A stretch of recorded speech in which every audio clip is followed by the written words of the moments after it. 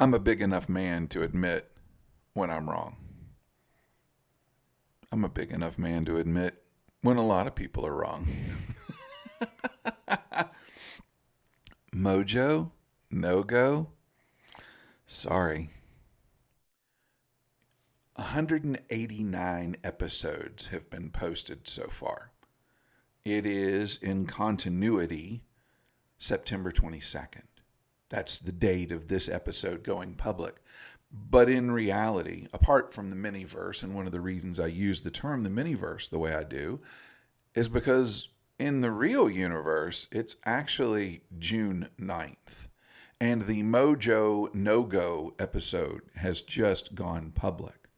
And that episode was filmed back in April.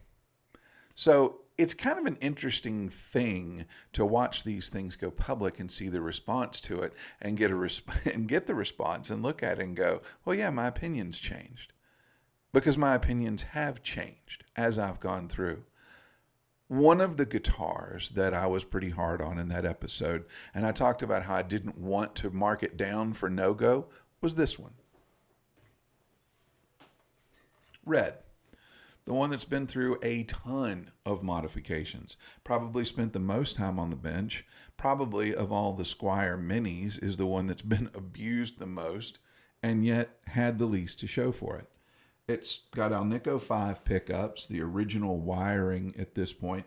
It does have a heavy duty switch because I burned the other one out. But everything else is pretty much kind of standard. Well, no, I take that back. I swapped to version 2 tuners and I put on some rollers as far as the string trees go. But everything else is pretty much the same. The same as I bought it in Guitar Center back in Louisville, Kentucky when my son was very young. And I gave it to him as a gift, and then later on when he needed money, he decided to sell it to me because that's the way musicians handle things among friends and family. We trade gear and loan money. Kind of our own informal pawn shop system. Well, I said this guitar doesn't have any mojo, and I was wrong. Because the mojo is not in the guitar, the mojo is in the player. The fact that it has Alnico 5 pickups as opposed to the 2s and the 3s of the other Squiers or the lipstick pickups for the other Alnico 5s shouldn't be held against it unless it's changed. It's a great guitar for what it is. I was just trying to use it incorrectly. And as a consequence, I said it had no mojo. The mojo, much like the myth of tone being in the hands, the mojo is in the heart of the player. So while I don't feel I need to apologize to this particular guitar, I do need to set things right on the September 22nd episode of the Miniverse and say that I actually do like this guitar. And ever since I marked it down for no-go, I found myself using it a lot more often. Much like this one. The Dinky Minion. Another no-go. Another guitar without mojo. Why is that, do you think? Because it's reliable, because it's unchanged, because it hasn't been modified, because everything about it is exactly the way it was when I picked it up off of Facebook Marketplace. Everything is as it was when it was sold. I didn't even change the strings on it forever. I did have to do a little bit of work on some of the fret sprout that came out, but that was it. This guitar has needed no improvement, needed no hands, and it suffered for a long time from my own bias. The mojo that it didn't have, I blamed on the fact that it had 2 humbucking pickups, and I continually change pickups out with these humbucking pickups. And the truth of the matter is, I'm not a big fan, because the music that they lend themselves towards is music that I'm not very good at. The big boomy jazz of a Gibson ES335, not particularly gifted at it. The big crunch of the Les Paul, not particularly gifted at it. We all know that the Les Paul is an industry standard, very versatile guitar. And yet, for some reason, I have a Strat single coil bias. And so when I graded this thing and I said I had no mojo, it was all about my own personal stuff again in my faulty brain. Since that episode, since it was recorded back in April, I have used it several times, and actually it has an episode coming up where it's featured. So for a guitar without mojo, it tends to get used quite a lot. This guitar taught me a lesson. It taught me a great lesson about two things. One, about going too hard to the negative, because sometimes in your desire to have an opinion, you go a little hard.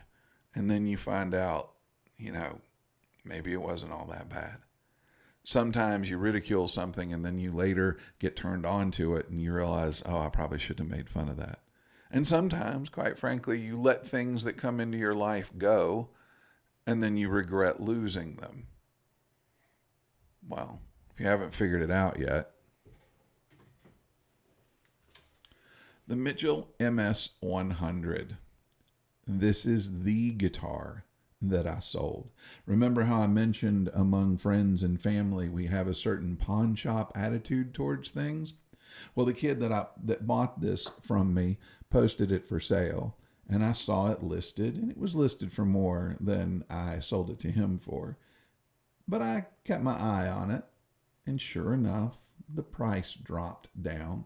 And I sent him a message, and I said, hey, by any chance, did you buy that off of a guy in a pizza place parking lot?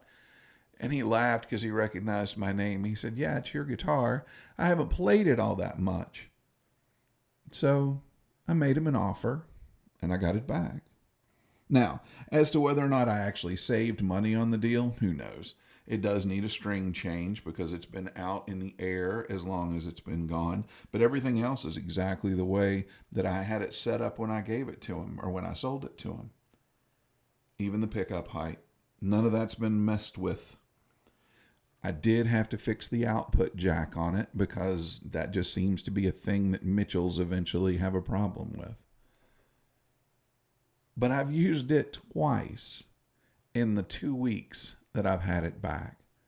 Once for an episode that pretty much featured it full on, and once for an episode where it was combined with the other red guitars. And that's what got me thinking about this. About the fact that a lot of things that I marked down for no mojo, they had nothing to do with the guitar. And it had everything to do with the player.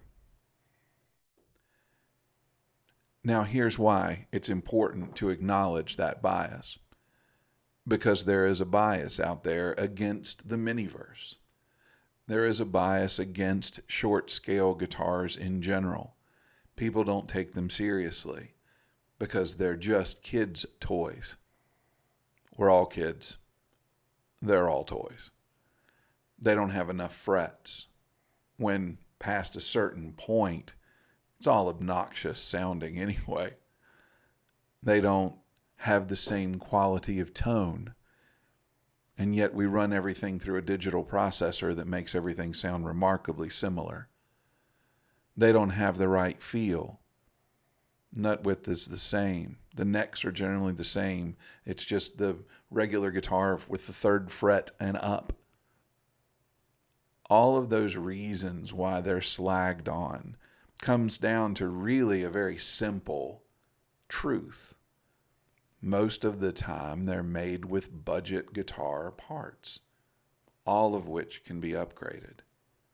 Because while they are all toys, they are also all potential tools for making music in churches, in bars, in clubs, on front porches, in houses.